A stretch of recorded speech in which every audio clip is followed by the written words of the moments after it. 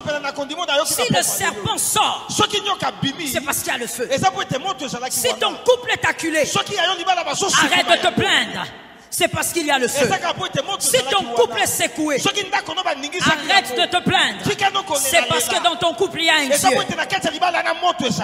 Et le serpent va se manifester. Tout serpent qui est caché dans ta famille va sortir. Tout serpent qui est caché dans ton foyer va sortir. Que ce soit physique ou spirituel, il doit sortir. Tout le temps tu te plains. Mon mari n'est pas ceci. Ma femme n'est pas cela. Ce n'est pas en te plaignant qu'il changera. Ce n'est pas en pleurant que ça changera. Secoue la vipère. Trouve la stratégie adéquate pour secouer la vipère. Tu as un voisin. Je change de stratégie. Le serpent ne peut pas supporter le feu. Malgré son venin, il ne supportera pas le feu. Voilà pourquoi lorsque vous voyez le diable attaquer votre famille ou votre foyer, sachez que c'est parce qu'il y a le feu. Le serpent ne se manifeste pas si la famille n'est pas prometteuse. Quand le serpent se manifeste, c'est parce que cette famille, je dis ta famille, elle est prometteuse. Ça tombe sur toi au nom de Jésus. Quelqu'un dit à un voisin, secoue. Lorsque le serpent est là, tu dois secouer non seulement parce qu'il doit quitter ton foyer, mais aussi parce qu'il faut refuser que le venin pénètre ton sang. Quand le venin pénètre le sang ce sont tes enfants. En Christ, le mal que vous ne vainquez pas va se promener.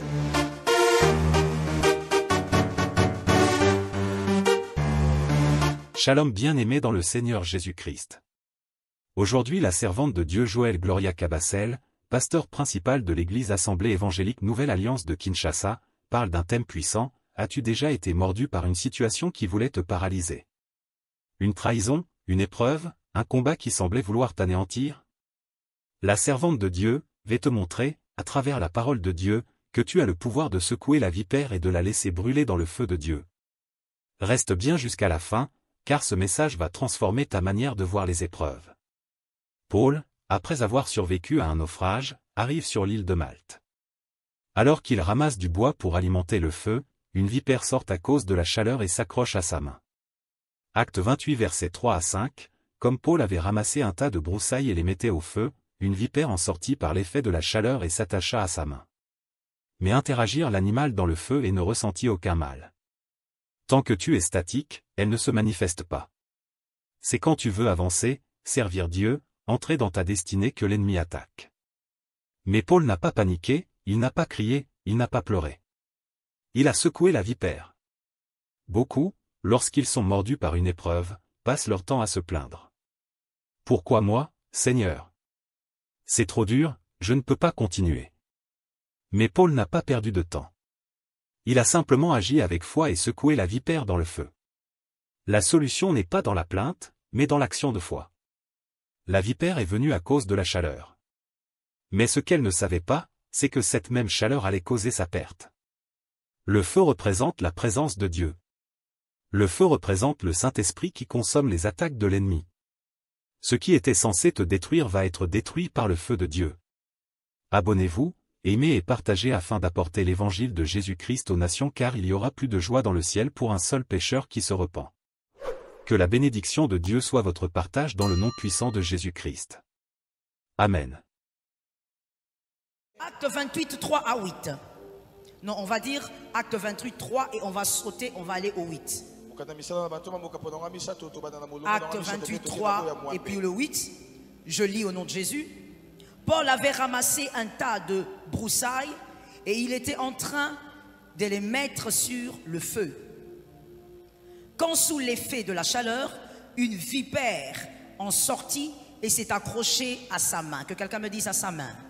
Non, il faut dire avec autorité à sa main. Le verset, on va prendre le verset 5. Prenons le 5 plutôt que le 8. Le verset 5. Mais Paul a secoué l'animal dans le feu et n'a ressenti aucun mal. Je reprends la parole. Mais Paul a secoué l'animal dans le feu et n'a ressenti aucun mal. Que cela soit ta parole. L'apôtre Paul était en train de vouloir maintenir un feu. Ce sont les trois éléments que je ressors rapidement dans l'introduction. L'apôtre Paul était en train de maintenir un feu. Que maintenir. Sois un peu plus réactif, dis-moi maintenir. Quand tu viens dans un culte, tu es comme un guerrier qui est allé chercher quelque chose.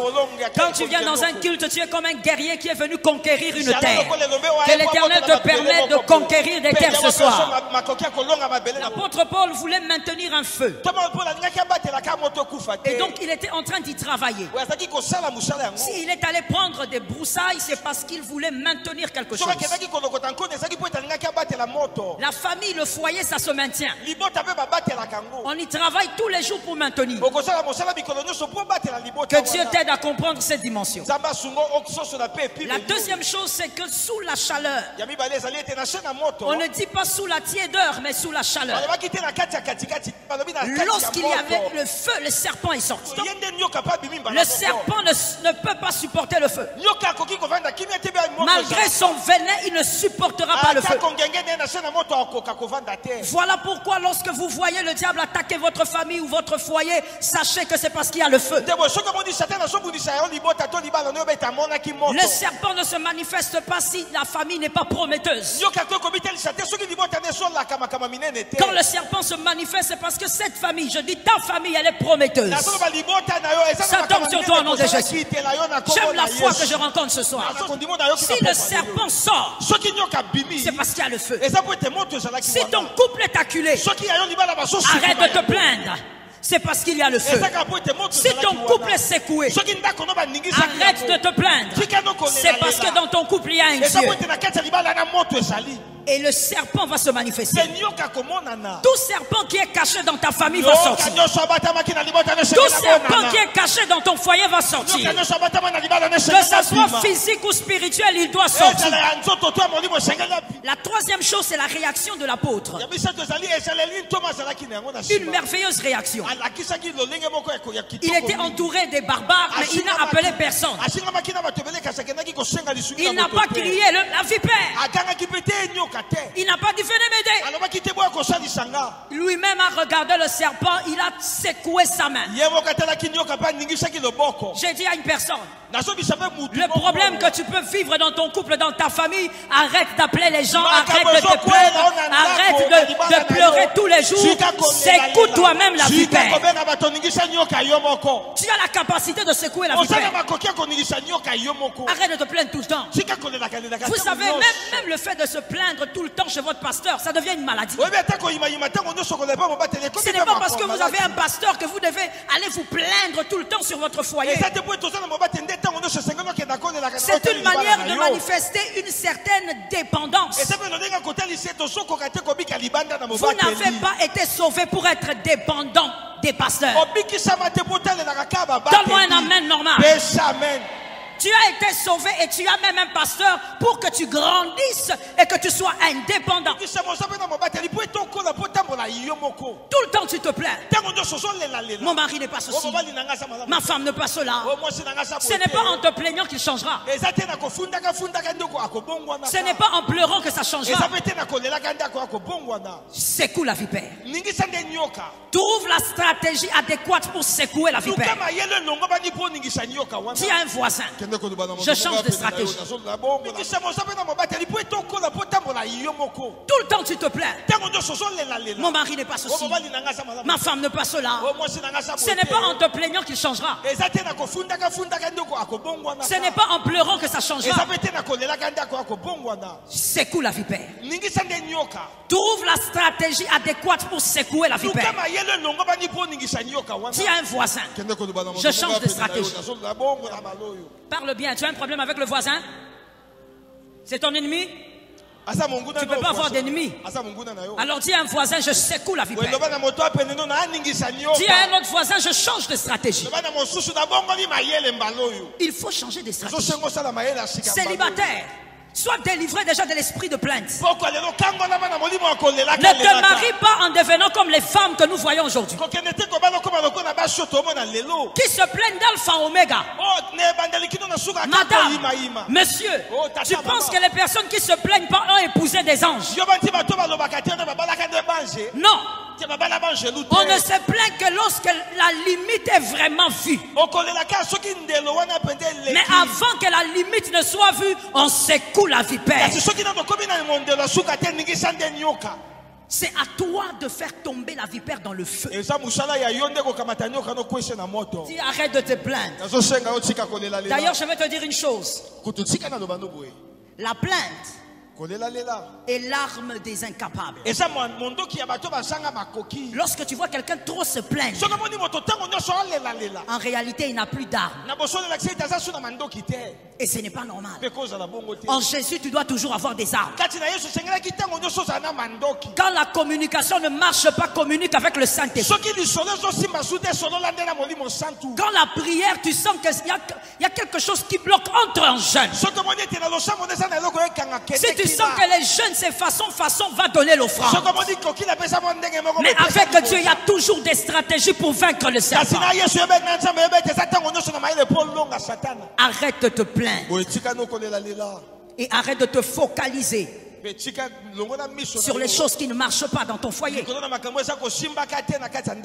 Parce que regarde, je vais ouvrir une parenthèse avant d'évoluer. Il y a une chose importante à comprendre dans le foyer. Lorsque vous êtes dans un foyer, apprenez à vous focaliser sur les choses qui déstabilisent votre unité. Aux choses qui vous empêchent d'avancer.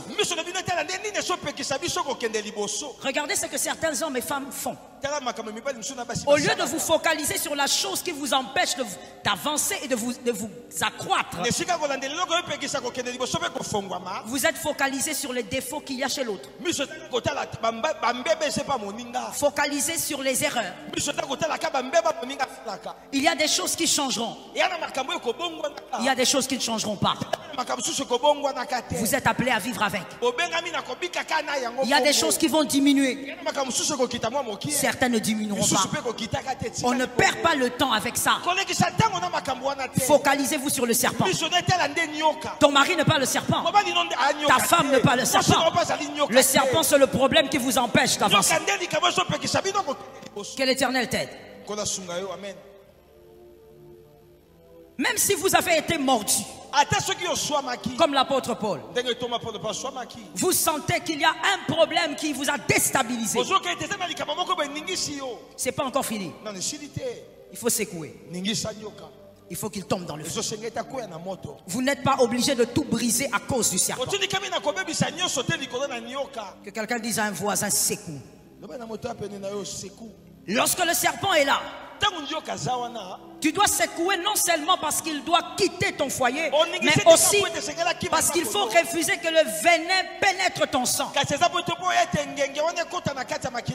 le venin pénètre le sang ce sont tes enfants. En Christ, le mal que vous ne vainquez pas va se promener. Oui, répétez ça. En Christ, je ne dis pas qu'on est païen. En Christ, le mal que vous ne vainquez pas va se promener en famille. C'est à toi de secouer ça. Que quelqu'un lève la main droite et dise, ça va s'arrêter chez moi. Que quelqu'un d'autre me dise, je suis la personne en question. Ça doit s'arrêter.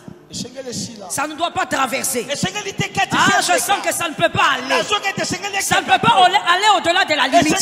La limite, c'est toi. Ça doit s'arrêter chez toi. Que quelqu'un me dise, je suis la limite.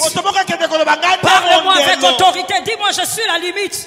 Moi, je suis la limite. Que ça s'arrête là où tu es. Ça ne peut pas continuer. Ta fille ne doit pas vivre le venin. Ton fils ne doit pas vivre le venin. C'est quel type de vie? que tu vas accepter de vivre pour que ton fils ou ta fille vive exactement la même chose. Évite Genèse 27 19. Genèse 25 19. Répète ça. Genèse 25 19. Parce que c'est le bon verbe. Hein? Kima. Évite Genèse 27 19. Genèse 25 19. Et tu ne vivras pas Genèse 50 15 à 17. Genèse 50 15 à 19. 15 à 17. 15 à 17, sorry. Si tu évites de mentir, Isaac, tes fils ne vont pas vivre dans le mensonge même après ta mort. Les fils de Jacob ont menti même devant sa dépouille. Au nom de Jésus, qu'après ta mort, tes enfants fassent des choses glorieuses. Que tes enfants manifestent des choses glorieuses. Où est celui qui a entendu ça? Après ta mort, tes enfants doivent être des signes et des prodiges. Mais d'où ça va commencer? Si tu évites le mensonge, il y a des choses à vaincre dans la vie. Voilà pourquoi dans la vie, il ne faut pas se prendre à la légère. Tu te prends trop à la légère. Arrête de pécher. Non, ça fait quoi? Un peu. Arrête de faire ça. Non, ça fait quoi? Je suis jeune. Tu prends ta vie à la légère. Tu ne sais pas que c'est le venin. Ça va traverser. Arrête de prendre ça à la légère. Voici les types de morsures que la vipère inflige au couple ou à la famille. Le type de morsure, il y en a beaucoup. Tout au long de cette série, on va voir ça. Les types de morsures qui atteint les couples et même les familles. Premièrement, la trahison. Je vais dire les personnes qui écrivent. Il faut écrire. C'est une école. La trahison, c'est la première morsure. Il y a deux types de trahison. Premièrement, la trahison inconsciente. Très bien. La trahison inconsciente est celle dont le traître ne mesure pas les dégâts de ses actions. C'est un enfant. Il a 60 ans mais il est enfant. Il a 45 ans dans un foyer mais c'est un bébé. Il ne mesure pas la portée de ses actes. Et quand on parle de trahison, il n'y a pas ici que tromperie conjugale. Mais tout ce que vous faites dans le dos de votre mari ou de votre femme qui détruit le foyer. Il y a une forme de trahison que je vais donner rapidement pour passer. C'est pour que tu comprennes en fait la globalité de la chose. Tu as un projet avec ta femme. Vous priez pour ça. Et finalement, toi, tu vas décider avec ton frère. Tu vas décider avec ton père. Tu vas décider avec tes petits frères. Et tu viens dire à ta femme, ma famille a décidé. Tu es un traître. Et tu es inconscient. Tu es tellement inconscient que tu ne mesures pas la gravité des dégâts qui vont arriver.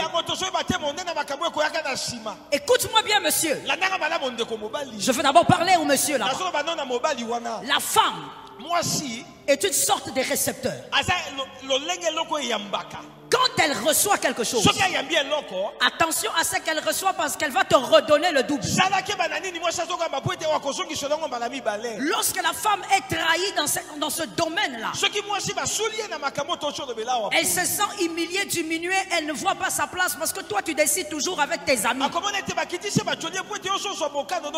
Tu es inconscient parce que dans quelques années les retombées tu ne pourras pas les maîtriser. Et il y a aussi évidemment évidemment des femmes qui se comportent comme ça. Elle cause avec son mari dans la chambre, mais elle va chez ses copines.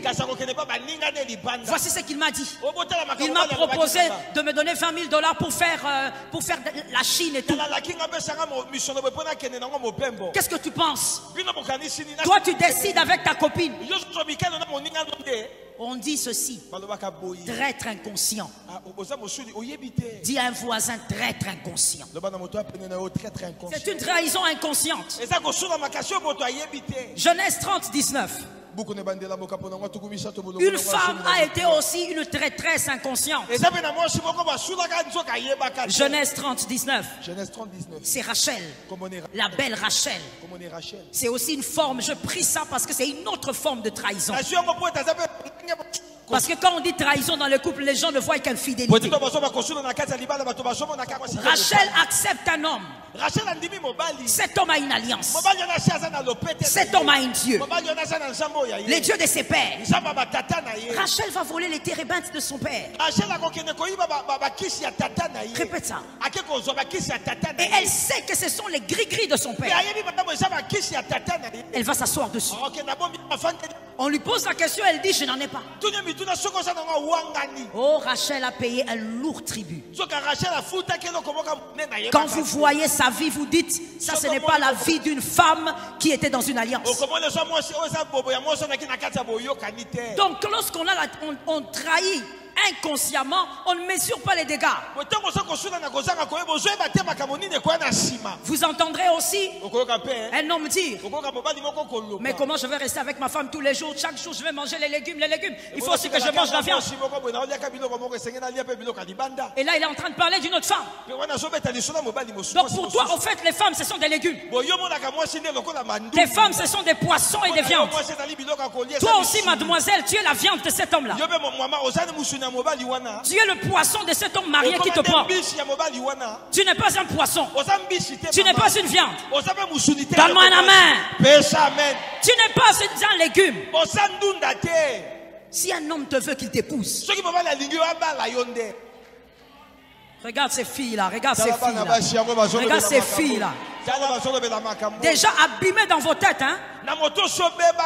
Tu attends seulement qu'un homme te mette là comme 4e, 5e bureau. D'abord, pourquoi tu es bureau?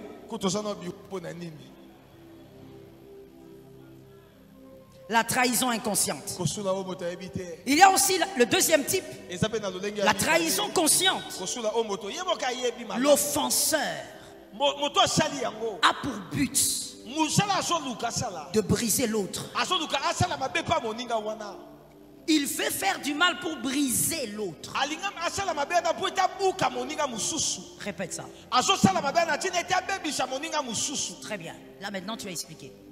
Il fait du mal parce qu'il veut briser son partenaire. Et vous entendrez ces hommes dire: ce que j'ai fait, il faut qu'elle apprenne. Vous écouterez les femmes dire: ce que je viens de faire là, son ami va lui dire. C'est un type de maladie. Une maladie psychologique qui amène un autre être humain à briser l'autre. Quand il brise son partenaire, il se sent en sécurité.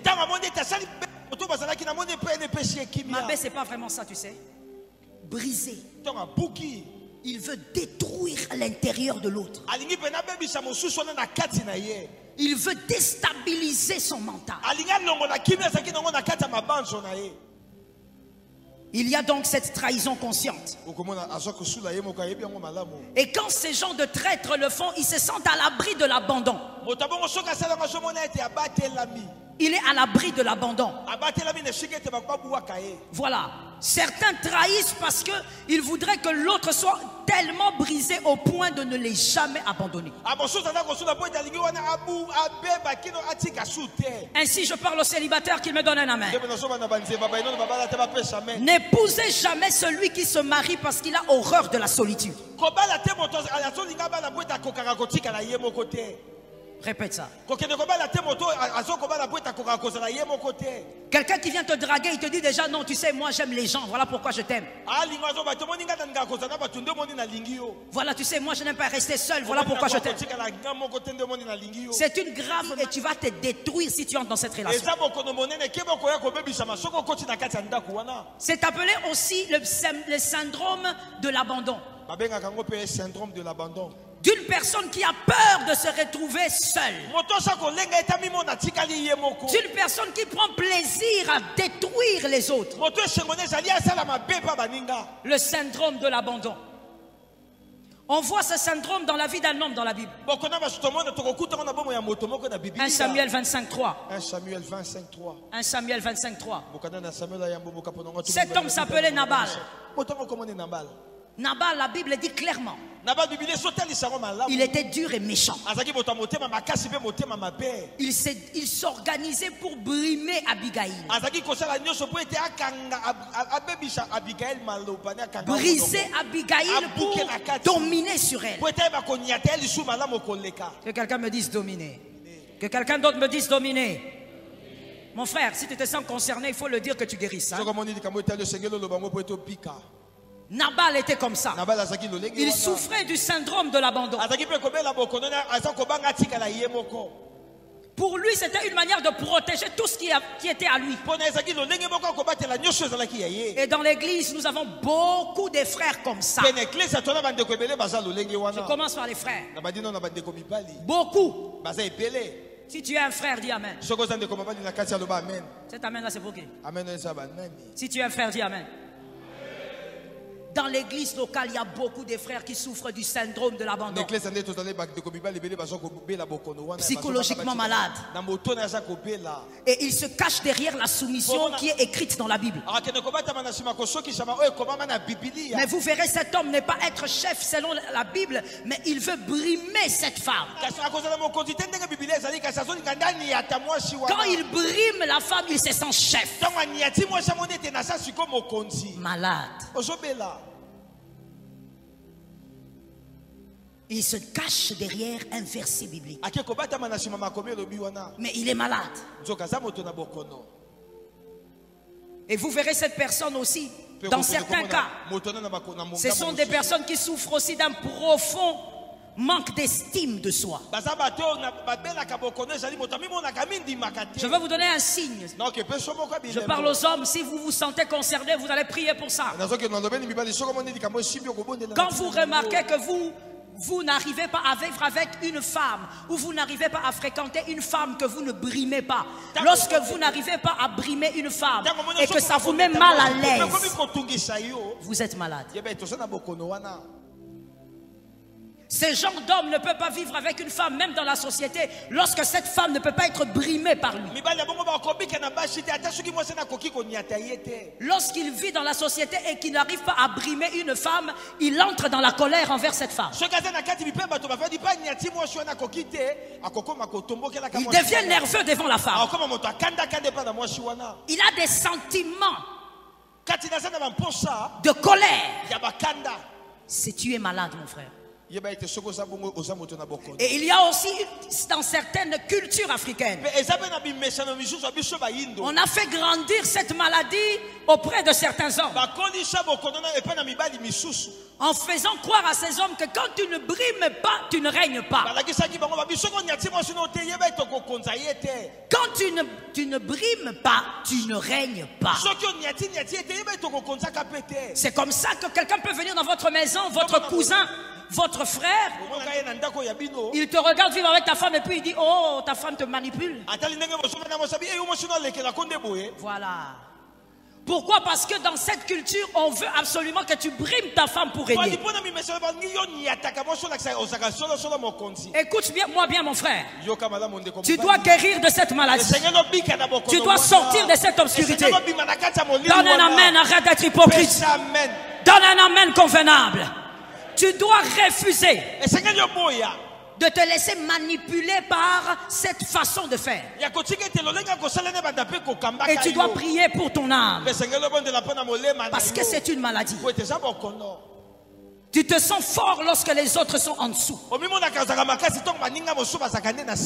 soumission pure et propre navigue sous les flots de l'amour. Là, la soumission, elle est propre, elle est bonne. Elle navigue sous les flots de l'amour. Et non par contrainte. Une autorité de chef de famille s'émeut sur un grand esprit de sacrifice et de responsabilité. C'est là que l'autorité du chef s'est fait sentir. L'autorité du chef s'est fait sentir lorsqu'il y a un esprit de sacrifice et de responsabilité. J'ouvre une parenthèse pour dire, lorsqu'un homme est responsable, on le voit, on ne l'entend pas. Lorsqu'un homme est responsable dans son couple, on le voit, on ne l'entend pas. Il n'y a pas besoin de dire je suis. Il n'y a pas besoin de nous rappeler que c'est toi. Même si ta femme ne nous dit pas nous-mêmes, on va voir que tu es un vrai chef. Que l'Éternel t'aide. Et donc il y a cette forme de trahison de vouloir détruire l'autre de manière consciente. Celui qui brise son partenaire brise également ses enfants par ricochet. Automatiquement, vous brisez aussi vos enfants. Et voilà pourquoi moi j'ai toujours pensé, bon c'est mon avis, hein, que les pasteurs qui font vraiment un vrai travail de pasteur dans le monde entier, un vrai travail honnête, sincère, avec leur cœur et non pour le ventre, ce sont des personnes à qui il faut donner des brevets tout le temps. Parce que dans les églises locales, oh mon Dieu, il y a des personnes brisées. Je ne parle pas du cœur. Lui-même, il est brisé. Mais il ne sait même pas qu'il est brisé. Frère, viens. Viens. Mettez-vous ici. Regardez le peuple. Oui. Vous deux, venez. Venez, frère. Mettez-vous devant lui, s'il vous plaît. Oui, côte à côte, merci. Comme ça. Voilà. Là, c'est votre papa. Et ça, c'est votre maman. C'est une image. Et derrière, il y a votre enfant. Ou par contre, c'est vous. Vous êtes ici.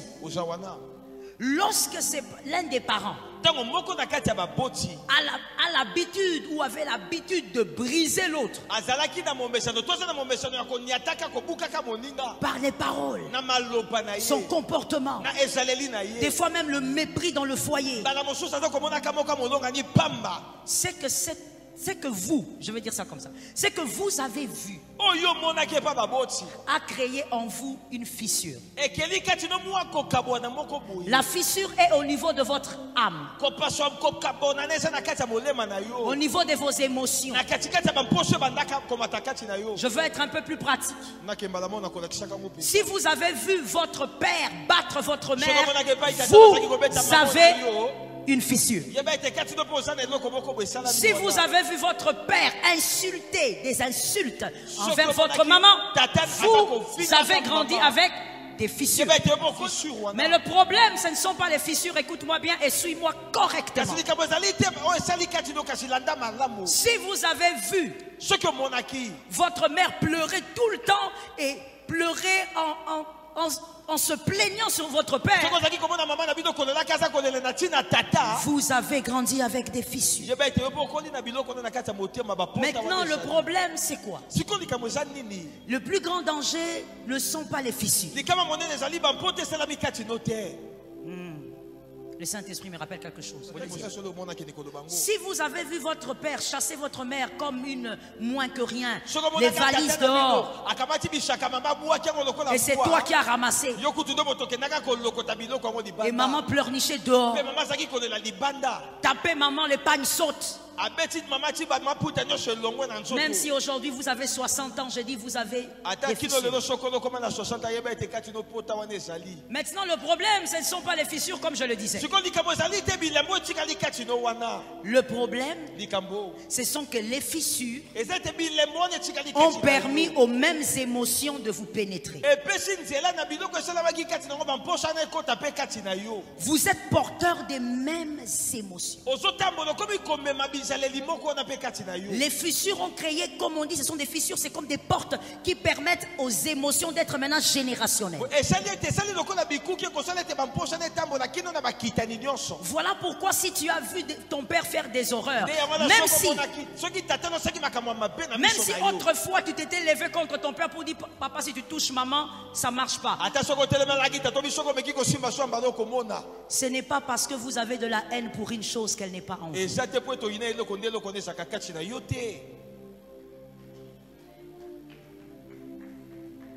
Il ne suffit pas d'avoir de la haine pour une chose. Non, non, moi j'ai vu mes parents faire ça. Moi je ne peux pas accepter ça. Ce sont des belles phrases vides.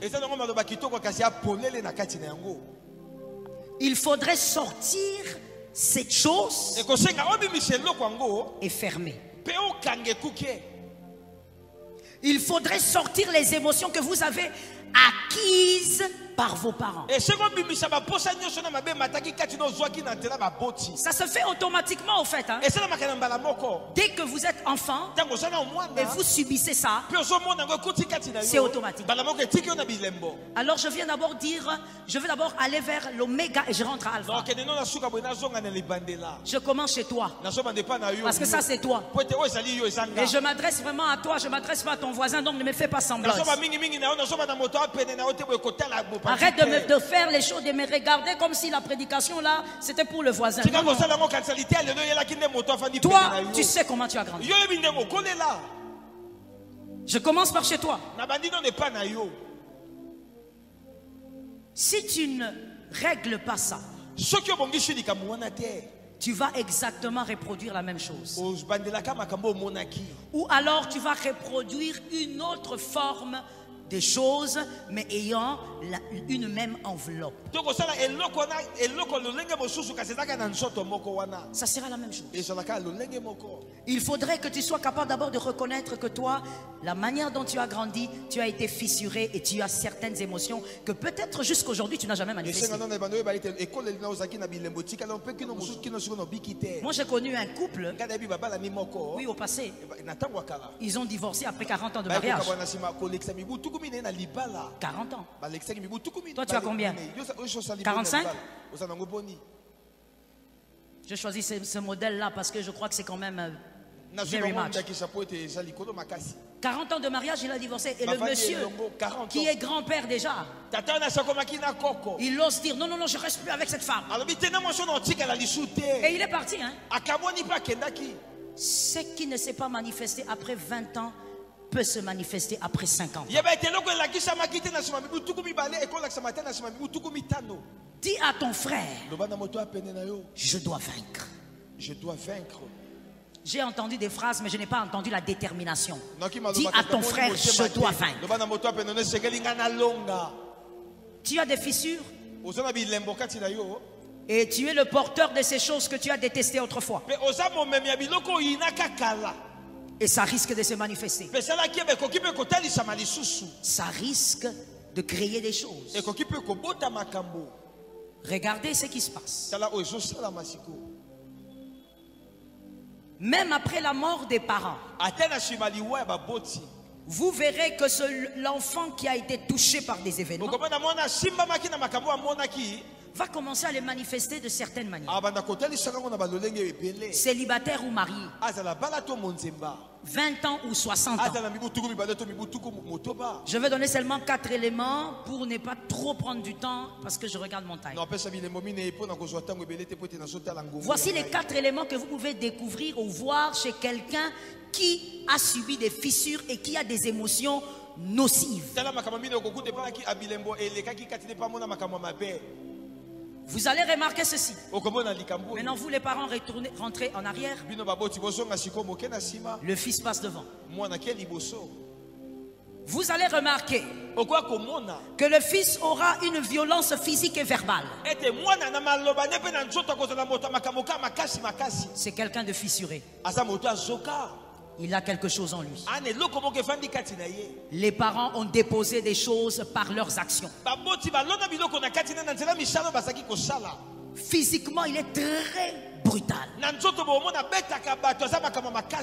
Et d'autres maintenant, ils ne sont pas brutals physiquement. Mais il a des paroles très, très, très blessantes. Une brutalité verbale. Vous savez, l'insolence de la plupart des femmes émane des fissures au niveau de l'âme. Ça veut dire c'est une insolence que tu as parce que tu as subi certains événements chez toi.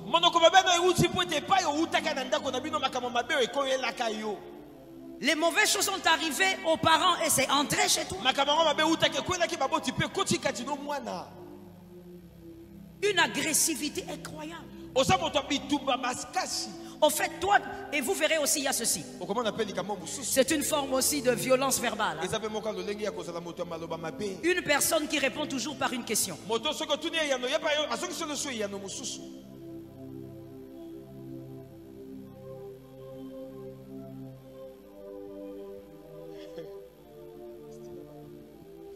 Vous verrez ça.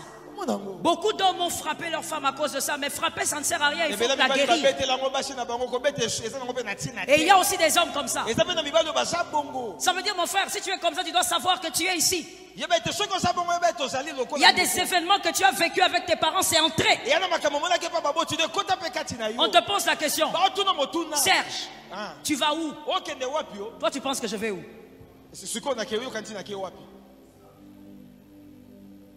Est-ce que tu es rassasié?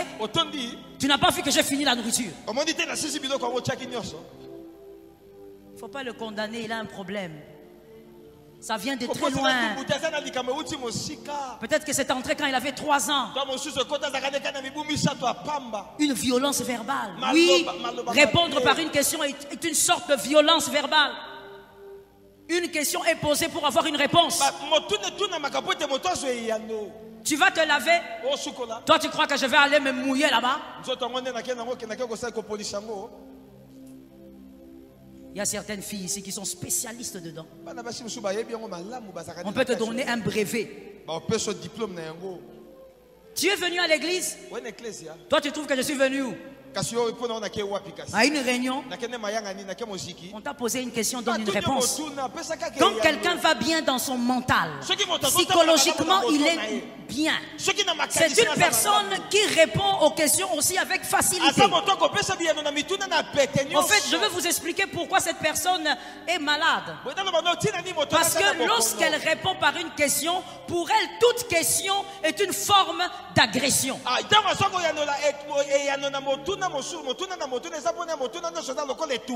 Oui, répète ça. C'est exactement ça.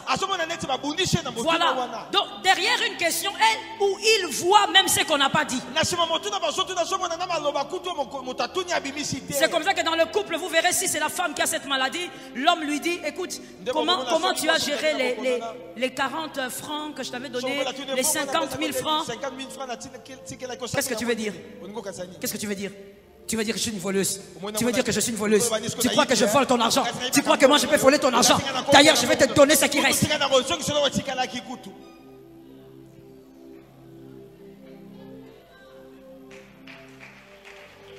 C'est quelqu'un qui est malade. Monsieur, Arrête de souffrir. Arrête de tout le temps l'amener chez le pasteur. On va te donner dans ces enseignements la formule de guérison. Oui, la personne peut guérir, mais ce n'est pas en allant chez le pasteur qu'elle va guérir.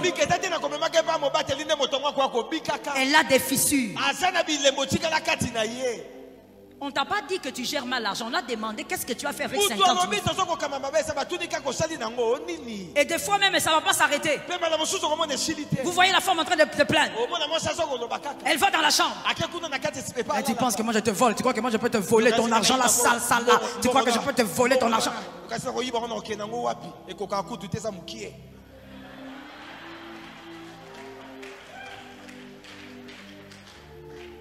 Quand on pose une question et vous voyez la personne toujours à la défensive. Une question mérite réponse, c'est tout. Mais quand on est malade, on réagit autrement. Et même un homme peut souffrir de cette maladie. Au lieu de dire à sa femme, écoute chérie, je ne veux pas que tu me serves comme ça. Voici comment je veux que tu fasses les choses. Non. Regarde comment tu me sers. Comme si j'étais un chat. Comme si j'étais un animal. Regarde comment tu me donnes les couverts. Comme si je ressemblais à un bouc. D'où sort tout ça? Tu es un blessé. En fait, au-delà de ça, tu as été fissuré par les émotions de tes pères. Tu portes des émotions terribles et dangereuses. Deuxième type d'émotions que vous pouvez trouver dans cette personne, en vous. Une colère qu'on ne maîtrise pas. Une colère qui cherche absolument à détruire. Oh, si tu ne détruis pas, tu ne sentiras pas la paix. Mon frère, sois délivré. Je n'ai pas entendu, je dis sois délivré. Je n'ai pas toujours entendu, je dis sois libéré. Et toi, quand tu as cette colère, mon frère, dis d'abord à un voisin, ce sont des choses caduques. Mon frère, ma soeur, dis à un autre voisin, ce sont des choses caduques. Où toi tu viens là, on te dit. Tu vois ta colère là, elle n'est pas bonne. Bon, moi je suis comme notre grand-père. Tu es fier? Tu devrais avoir honte. Parce que regarde comment tu es inconscient. Tu as même exposé votre grand-père que nous on ne connaissait pas. Tu es inconscient. Pourquoi tu étales ton grand-père comme ça? Oh non, moi quand je m'énerve, je suis comme ça. C'est à elle de comprendre. Non! Monsieur, ce n'est pas à elle de comprendre, c'est à vous de comprendre qu'un enfant de Dieu doit guérir de ce genre d'émotions. Un amen d'un enfant de Dieu. Un amen d'un élu. Non, ce n'est pas à elle de comprendre, c'est à vous de savoir que vous êtes enfant de Dieu, vous devez chercher votre délivrance. Quand vous êtes fâché, vous criez. Tout le monde entend. Bon, écoutons-nous, comprenons-nous. Présentiel comme distanciel, écoutons-nous. Toi qui as une colère qui va au-delà de la maîtrise. Je ne veux pas demander que tu lèves la main parce que tu vas faire l'hypocrite ici. Lorsque tu t'es fâché et que tu as crié, tout le quartier a entendu. Laisse-moi finir, Serge. Quand tu règles le problème, est-ce que tu vas aussi chez tout le monde dire j'ai réglé le problème? Non, va donner aussi le communiqué. Oui. Parce que quand tu as insulté ta femme là, tous les gens ont entendu. Quand tu as crié sur tes enfants là, les gens ont entendu. Quand tu as dit que ton mari était irresponsable, les gens ont entendu. Vous avez arrangé, vous mangez une petite boule, je ne sais pas de quelle couleur, mais en même temps les gens tout autour ont entendu. Va donner le communiqué. Si tu n'es pas quelqu'un capable à donner le communiqué, arrête de manifester de telles colères. Si tu sens que tu n'arrives pas à contrôler cela, alors tu es dans le cas de ces frères. C'est entré en toi au travers de tes parents. Tu peux vaincre. Secoue la vipère. 40e élément. Troisième, elembo ya misato vous verrez aussi que ça peut faire grandir un complexe d'infériorité grave. Mais là, je veux donner la particularité de ce complexe. Lorsque vous avez vu votre mère brimer votre père, maman a insulté votre père parce que papa n'était pas financièrement capable. Vous voyez comment votre mère avait humilié votre père parce que financièrement il n'avait pas d'initiative. Vous allez développer un complexe d'infériorité. Mais ça sera tellement profond que tu sauras comment le cacher. Tu sauras comment le cacher. Et tu vas commencer à te sentir petit.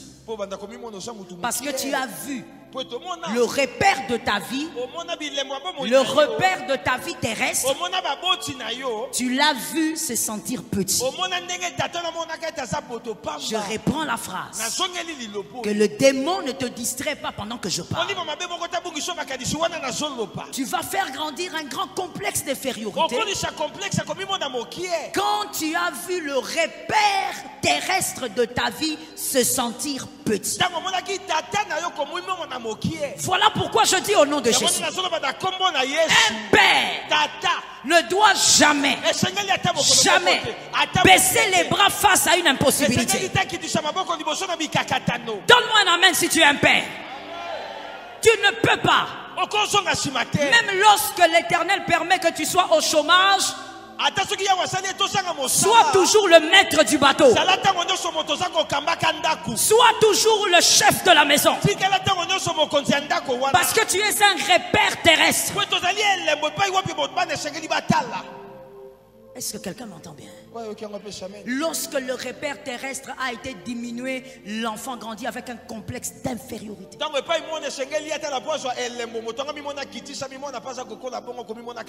Il se sent petit et il ne croit pas qu'il peut faire des choses.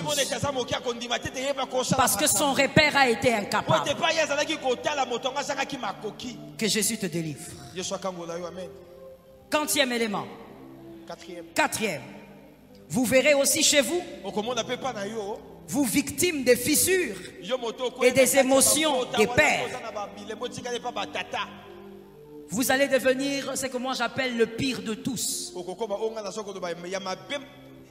Vous-même, vous devenez aussi un briseur de vie. Ça vous plaît de voir les gens souffrir. Ce sont des éléments qui peuvent vous aider à savoir si vous avez un cœur pareil. Ça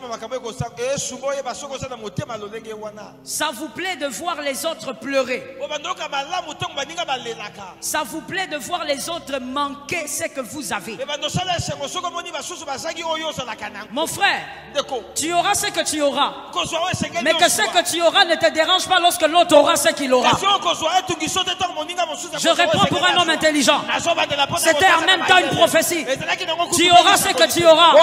Mais lorsque tu auras ce que tu auras, que ça ne te dérange pas que l'autre ait ce qu'il aura. Tu es dérangé pourquoi? Parce que l'autre a eu la voiture que toi tu as achetée. Où est le problème? Si tu ne veux pas qu'on achète une voiture, va fabriquer ta propre voiture, ta propre marque de voiture et interdis-nous d'acheter. Répète. Tu es fâché pourquoi? Toi tu es déjà marié. Madame, tu es mariée non? Pourquoi tu te fâches quand la petite ici se marie? Tu commences à regarder les chaussures. Elle va souffrir hein? Oh là là là là. Ce genre de mariage, elle va souffrir. Elle va souffrir. Dis-moi quelle femme dans son mariage n'a pas eu sa portion de souffrance. Donne-moi le nom de cette femme. Donne-moi le nom de cette femme. Toute femme dans le foyer a eu sa portion de souffrance. La souffrance est relative. Chacun a eu sa part. Laisse la petite là aussi se marier, elle va vivre ces choses. Donne un amen de quelqu'un qui guérit. Toi, tu as acheté une veste, on n'a pas parlé. Yo ben osomaki kazaka no to kangaki munoko. Maintenant, quand le frère la achète, tu deviens mal à l'aise. Koto moninga sobi kazaka no komi kimia eza shooter. La veste là, Kazaka ngo. ça vient de la Chine. Uti ya Chine. Où est ton problème? Ya yo likambo nini? Tu as un problème? Lui, il veut la Chine. Ya Chine. Ça te dérange quoi? Yo ki passe na nini? Lui, il a porté la Chine, mais ça marche. Ya la tia Chine pe simbi malamu. Toi, tu as porté occasion d'Europe, mais on ne comprend pas ce que tu as porté. Ya yo la tiwana tozo batesa lo lenge nini? On se pose la question, qu'est-ce que tu as porté? Tomi tuna o la tia desa no nini? Frère, Ndeko. arrête de vouloir voir les autres souffrir. Tika koluka komona baninga mosuba nyoku wa maka. Voici notre manière de maladie, toujours cette maladie de l'abandon, le syndrome de l'abandon. Kala subo kaka moko elembo na kati ya bokono na bokono ya komi motatika Est une personne qui reçoit, qui a reçu des émotions nocives. Eza posa moko ya mabe. Moi j'ai souffert, lui aussi va souffrir. Lokola ngape na nyoko mayepa ko nyoko makaka. Moi je suis allé à l'école à pied. Akenda kelasi makolo hein. C'est toi? Ezone sakio. J'ai dit c'est toi. Na lobi wana ezalaki yo. Oh, lui aussi doit partir. Pourquoi? Pona nini yepa kene makolo. Non, moi quand j'allais à l'université, il pleuvait. Ngati nazako kena kelasi na rote na sambula. Il glaçait. Il y avait la grêle. Je suis tombé, je me suis blessé. Frère, maintenant pourquoi tu veux que ton fils, ta fille vivent ça aussi? Le syndrome de l'abandon. Tu es malade. Non. Regarde, c'est que une certaine culture, parce que je n'ai pas envie qu'on me mitraille, une certaine culture a mal expliqué quelque chose. Ce n'est pas en faisant vivre ton fils ton parcours difficile qui sera solide. Répète ça, les gens intelligents vont entendre. C'est la mentalité d'un certain groupe de personnes. Non, moi j'ai souffert, lui aussi doit souffrir. Qui t'a dit ça? Toi tu as souffert pour que moi je ne souffre pas. Même Jésus, il a été dénudé pour que je sois habillé. Il a été blessé pour que je sois guéri. Par ses meurtrissures, nous sommes guéris. Moi je ne veux pas voir les meurtrissures, Jésus les a eues. C'est un principe biblique. Mais regarde ce qu'on t'a dit. Il doit être solide comme toi. Alors il doit vivre ce que tu as vécu. Qui t'a dit qu'il doit être solide comme toi? Il ne doit pas être comme toi. Il n'est pas toi. Il ne sera pas toi. Donne un amen guéri ce soir. Il n'est pas toi. Il y a des gens même qui ont du mal à donner amen parce qu'eux-mêmes ont subi ça. Comme il est là, quand il écoute avec des blessures. Il se rappelle comment on l'a traumatisé. Mon frère, sors de là pour faire sortir les autres. Il n'est pas toi. Oh, moi tu sais, quand moi je commençais à prier. Oh. Oh my God, that's funny. Quand j'ai commencé à prier, j'ai manqué à manger. Frère, c'est toi. Il y a quelqu'un d'autre, hein? Il va à Louzizi là. Il finit de jeûner. Il rentre. Il mange. À chacun son parcours. Il ne faut pas croire que ton parcours là de souffrance, c'est ça le meilleur parcours. Je parle où je laisse. Je parle où je laisse. La croix de Jésus. Combien de personnes sur le chemin de la croix du Christ ont porté la croix? Il y a eu deux personnes. Jésus a commencé et il n'a pas pu. Simon de Cyrène est venu, mais Simon de Cyrène n'est jamais monté à la croix. Jésus, lui, il n'a pas porté la croix jusqu'au bout, mais il est monté à la croix. À chacun son parcours, à chacun son chemin, à chacun ses réalités. Donne-moi un amen.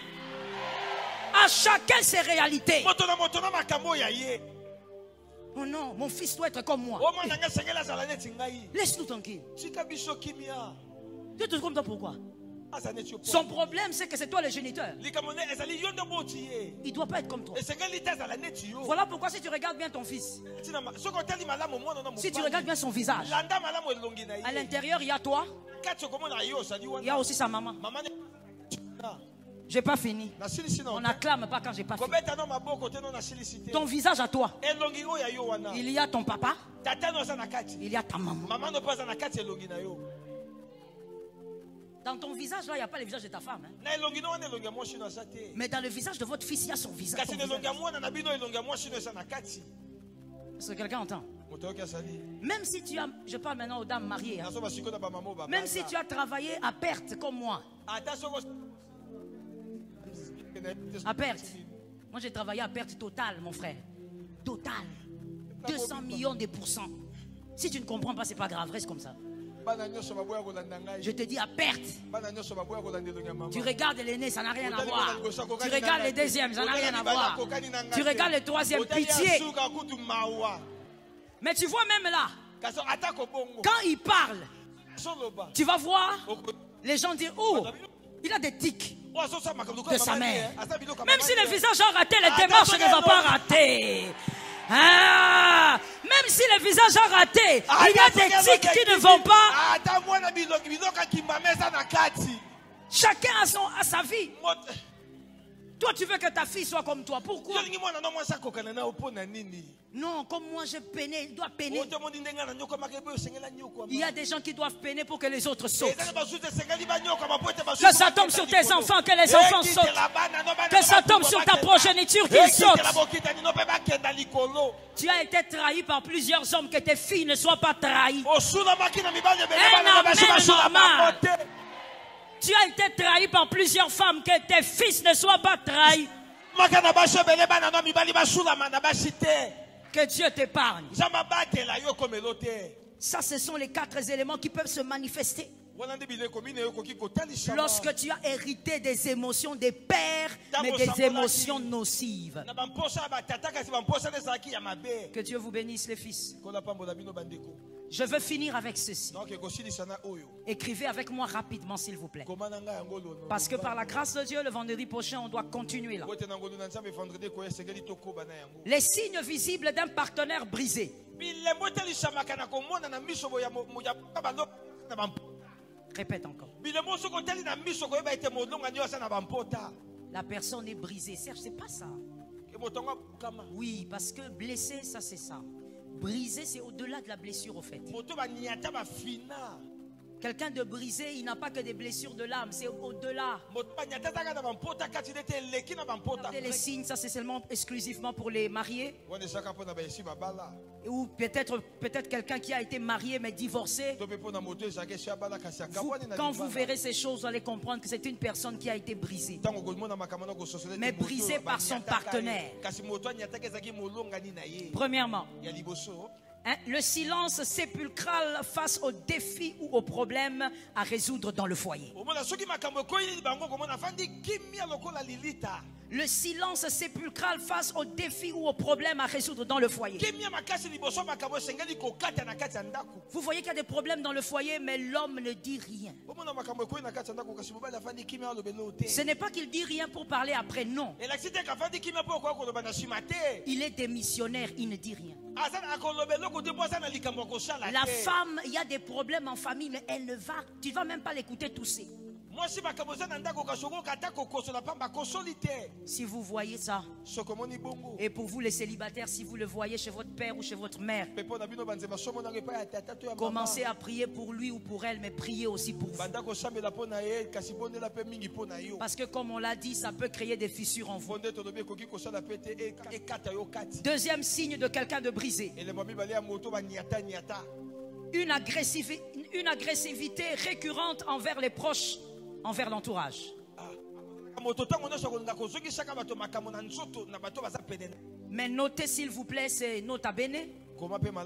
Une agressivité récurrente envers le proche, mais jamais envers son conjoint. Jamais avec sa femme, avec son mari. Des fois même quand vous dites à son mari, ta femme est agressive, il s'étonne. Il dit, quelle femme? Non. Parce qu'avec son mari, elle n'est pas comme ça. Ce n'est pas une hypocrite. C'est les signes d'une femme brisée. Vous verrez ça aussi, c'est certains maris. Avec les autres, il est très violent. Mais pas avec sa femme. C'est un homme brisé. Que Jésus donne la victoire. Troisième signe. Manque total d'initiative dans le couple, dans la vie du couple. Vous verrez quelqu'un qui n'a pas d'initiative. L'année se termine, elle ne dit jamais rien. L'homme ne dit jamais rien. Il n'a pas d'idée.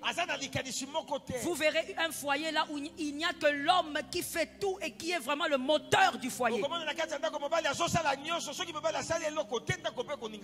Voilà, tu as compris. Explique ça maintenant calmement.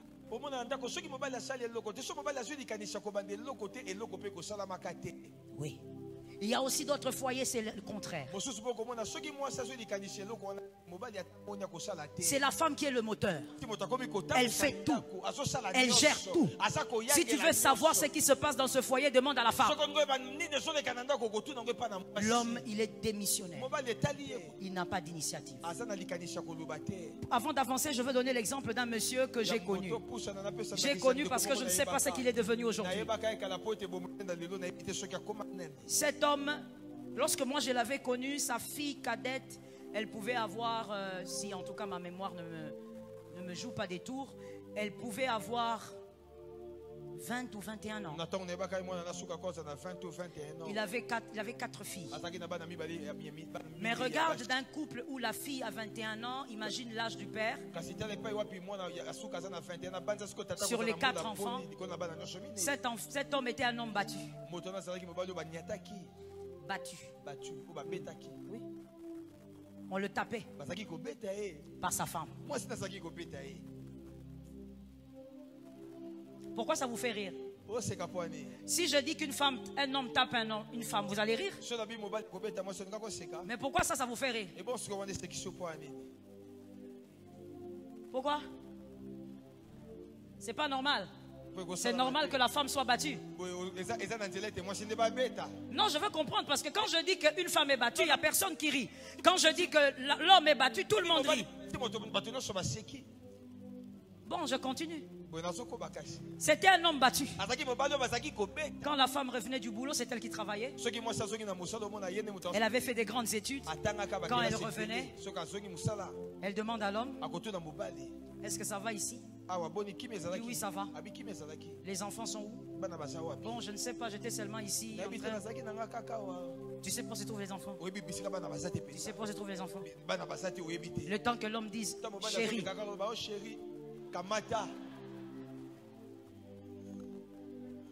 Il était bastonné tous les jours. Dans la chambre qu'on entendait, il ne faut pas t'approcher. Parce que c'est papa qui a un problème. Il s'est fait que la dame battait son mari même devant ses filles.